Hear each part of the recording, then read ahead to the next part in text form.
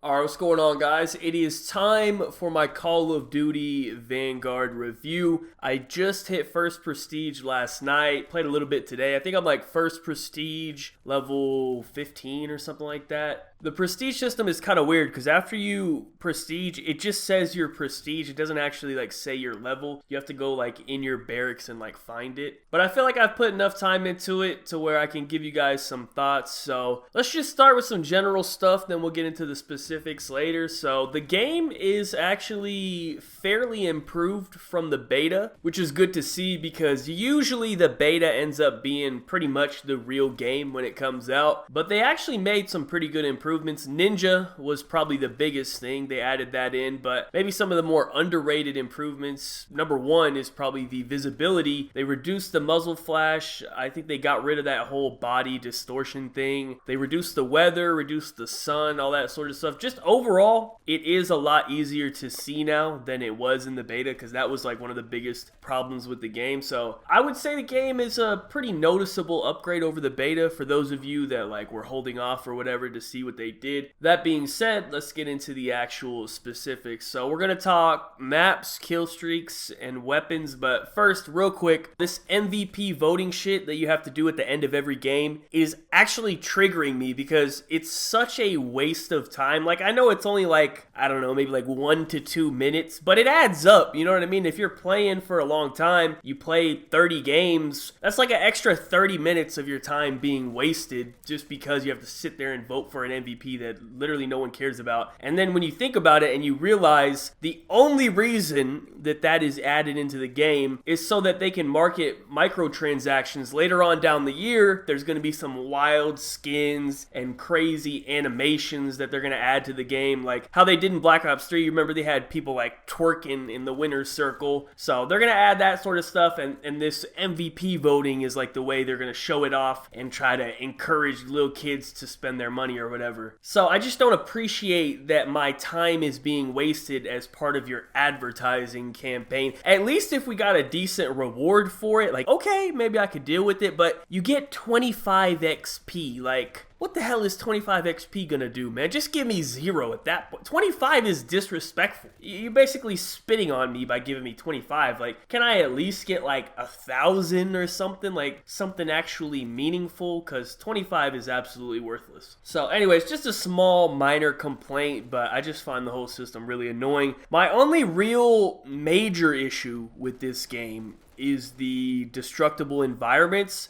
I just think they went a little overboard with it. Like, if you want to have a few walls or whatever here and there that can be destroyed, like, okay, that's fine. But on certain maps, it's almost like the entire map can be destroyed. Like, they completely overdid it. I know the pros have been complaining about it. I think they're working on a feature where they're actually going to disable that for competitive. I know they're probably never going to change anything about it for public matches, but I just think it's a lame feature, man. And all it does is like encourage people to hide and play weird and stuff. I just don't think it belongs in Call of Duty, at least to the extent that they have it for certain maps, because like it's just absurd. But yeah, let's go ahead and get into the breakdown here. So let's start with the maps because this has been the most talked about issue for like the last 7 years of Call of Duty. Like, if you just look back at all the previous CODs we've been getting, the number one issue that we've always had is maps not being good. And I actually think the maps in this game are pretty decent. I was actually expecting way worse based off the beta, because usually the beta shows off some of the better maps in the game, but this year I don't think it did. Now, don't get me wrong, I'm not saying the maps are great or anything. I'm not saying it's Black Ops 2 or MW2 level of maps, but they're not bad, actually. So I just want to kind of go through them one by one real quick, just give some thoughts on each one, because I have played them all like multiple times now. So I'm just going to give you a couple thoughts on each one. So I actually got like a visual of all the maps, because I know the game's still new, so we're not all familiar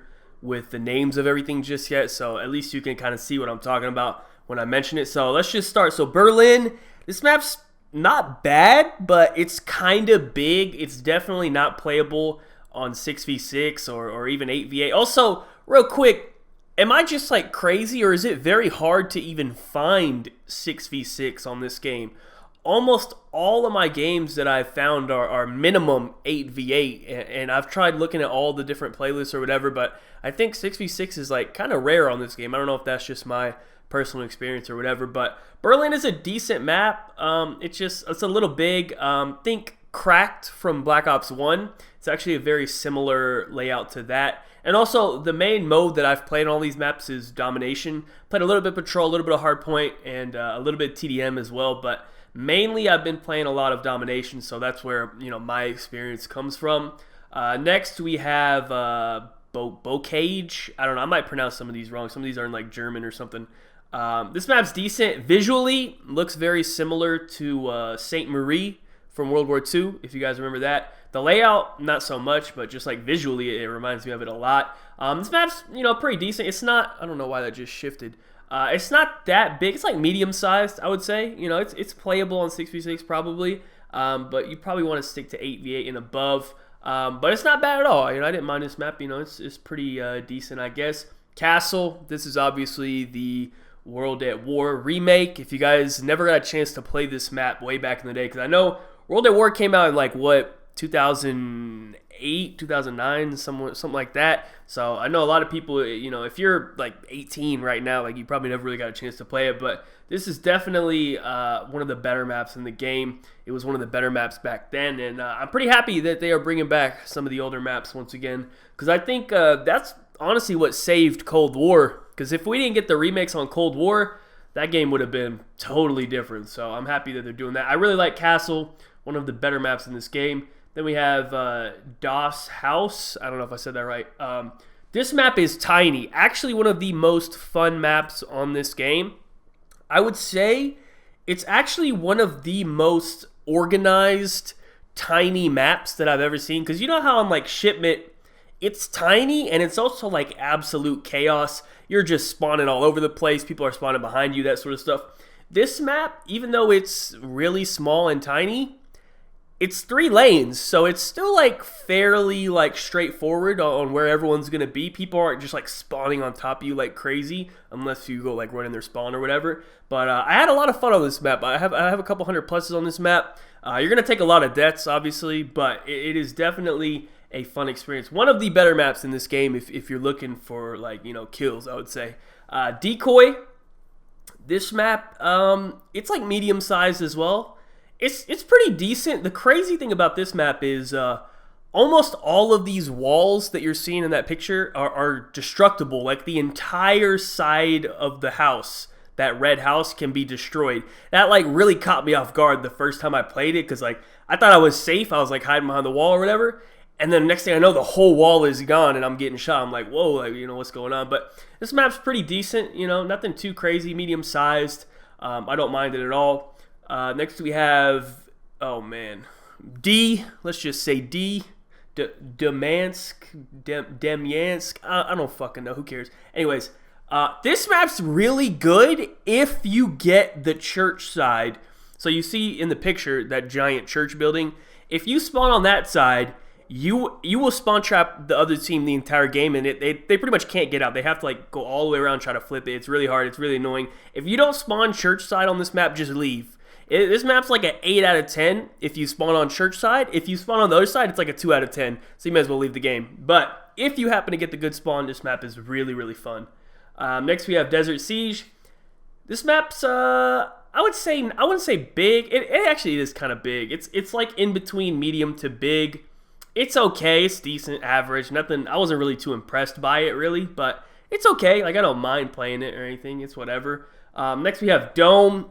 This map is insane. Once again, another World at War remake, if you guys never had a chance to play that. This map, if you want kills, this is the map you play. This map, Das House, these two are the maps for kills. I mean, what is there to say? Like, it's just spawn trap, crazy spawns. Like, I don't know. It's fun. If you never played it, I would get the game just to play this map because it's that much fun.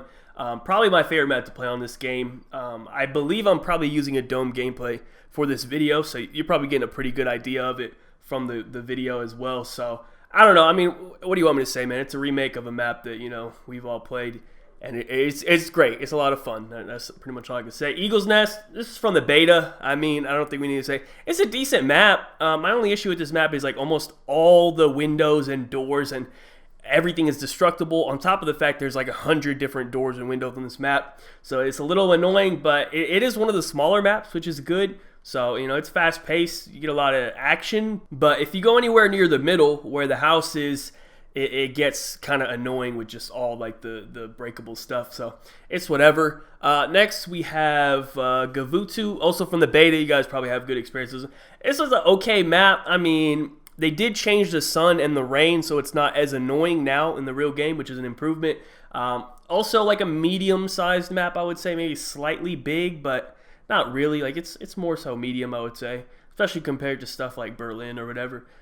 It's a decent map, average, whatever. Okay, cool. Hotel Royal, once again, also from the beta. This was the best map in the beta. This is probably like a top 3 map on this game, especially if you don't count the remakes. Like, this is one of the better maps on the game. Very small, a lot of kills, great map, you know what I mean? Lots of fun, whatever. Numa. This map's weird. Like, I've had good experiences on this map, and I've had bad experiences.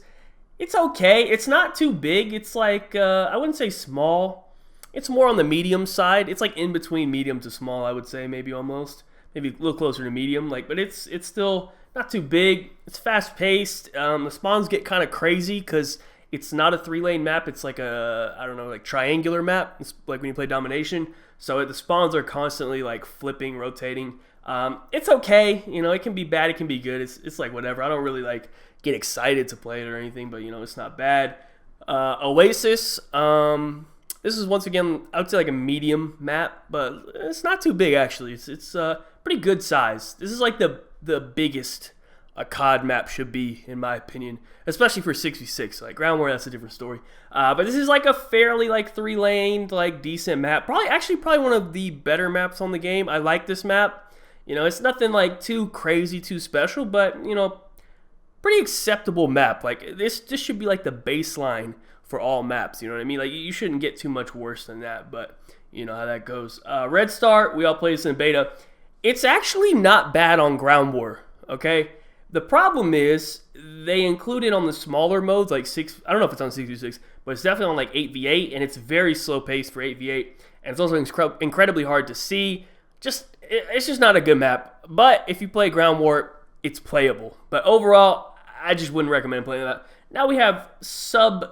Okay, I'm gonna be honest. Every time I see this map pop up, I think that says penis. I don't know if maybe I'm just weird, but every time I see pens, and it just always just registers as penis in my head. I don't know. I think I'm weird. But anyways, this is the worst map on the game. I refuse to play it. It's not too big, actually. It's like between small to medium, I guess. But it's horrendous. I will not play it. And if it pops up, I will back out. That's pretty much all I can say. I don't know how else to describe it for you. It's horrendous. That's pretty much it. Tuscan. This map's pretty decent. Layout-wise, I don't know about layout-wise. It reminds me a lot of like Seatown from MW3, just because you're just in like this little like town and you just run around or whatever. It's decent. There's a lot of buildings. It's kind of like a medium-sized map, I would say. It's not bad. It's not bad at all, but it's not anything like too special, I would say. I like it. I mean, I don't mind playing or anything, but you know, that's whatever. And so those are the base maps, and also it says here that we are going to be getting Shipment on November 17th. I mean, it's Shipment. We've all played Shipment. What do you want me to say? So that is it. That's my thoughts on the maps. I don't know how long that was. That might have been like a long review of the maps, but I want to talk about the maps a lot because that's a very important aspect of the game. So anyways, that's it for the maps. Let's move on.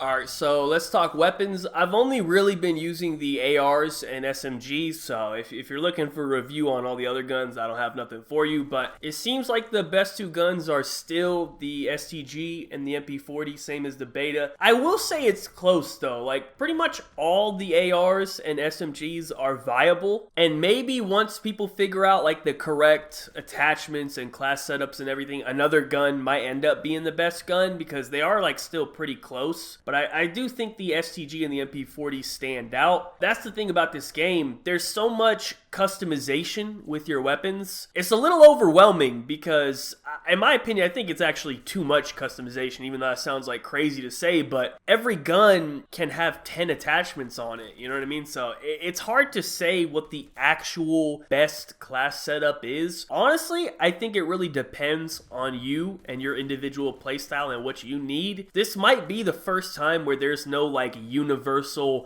best class setup to use. I think there's quite a few attachments on each gun that are kind of like a must-have, but there's also some variants with the remaining ones. So I can see like the universal best classes coming out, and it's like, you know, most people have like 6 or 7 of the same attachments, but then that final like 3 or 4, people probably are going to switch it up a little bit just depending on like what you prefer. And like I said, I think it's a little bit too much. I could see the casual players getting confused with it pretty quickly. Like, I'm a veteran, you know, most of you are probably veterans as well, and it's like a little confusing to me. Like, am I using the right class? Like, I was looking at some of the pro players classes, like we have pretty similar classes, a couple changes here and there. Even from like, you know, one pro player to the next pro player's like class, they're different, you know what I mean? Because I feel like right now no one really knows what the actual best class setup is. Obviously the reason they did it was for Warzone, but the thing is, like, I don't want that to be a trend. I don't want multiplayer to start suffering because they're trying to cater stuff to Warzone, you know what I mean? Like, that's not the direction we want to see. But anyways, that's it for the weapons. Finally, let us talk kill streaks. Streaks in this game are pretty good, you know, not really too strong, I would say, but definitely not trash, you know, definitely not useless. I was actually pretty pleasantly surprised to see that they actually have a Blackbird in this game. It's more like the advanced UAV from Modern Warfare 3, if you guys remember that. I've basically been running like UAV, bombing run, dogs,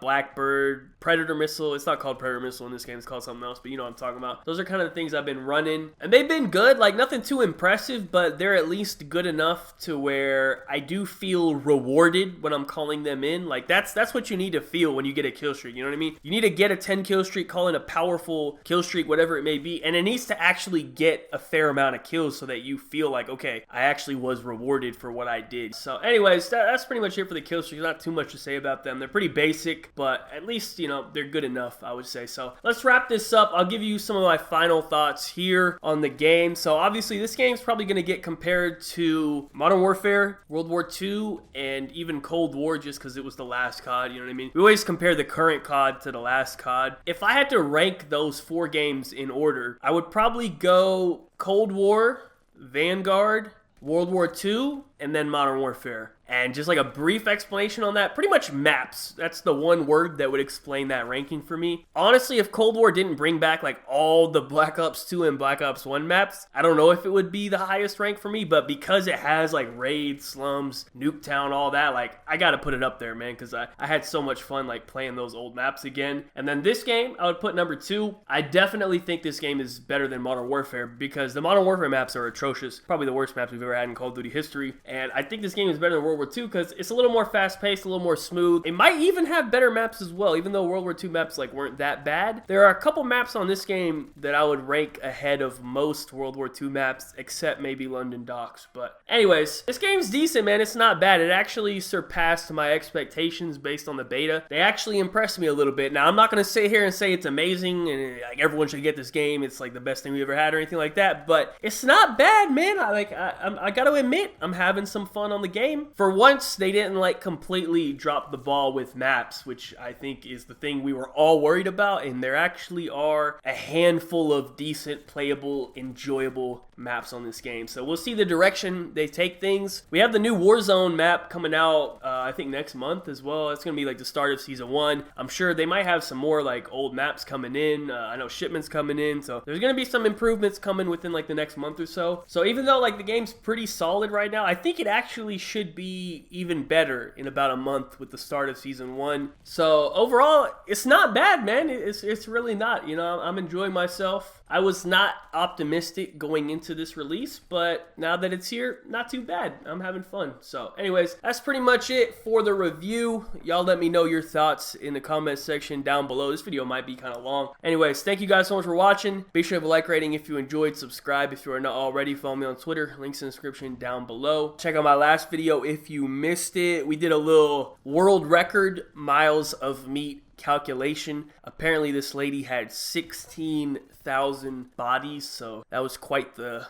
calculation that we had to figure out. But anyways, check that video out if you missed it. Thank you guys again for watching. Have a good day and peace out.